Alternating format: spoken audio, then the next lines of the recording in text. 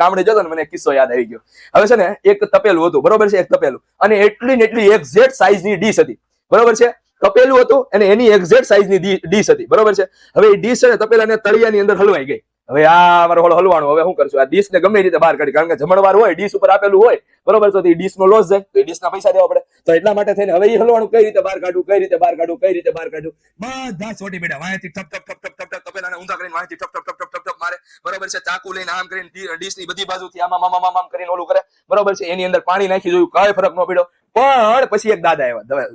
ઉંમર વાળા વ્યક્તિ હોય ને એની બાજુમાં રહેજો તમે, હું તમને એમ કહું છું. ઉંમર વાળી વ્યક્તિ હોય ને એની બાજુમાં તમે રહેજો.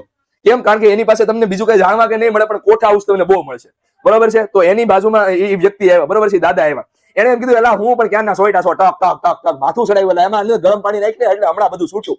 અને થયું એવું, ગરમ પાણી નાખ્યું અને બધું છૂટું, રગડે ડીશ બારી, બરોબર. તો એ થર્મલ એક્સપેન્શન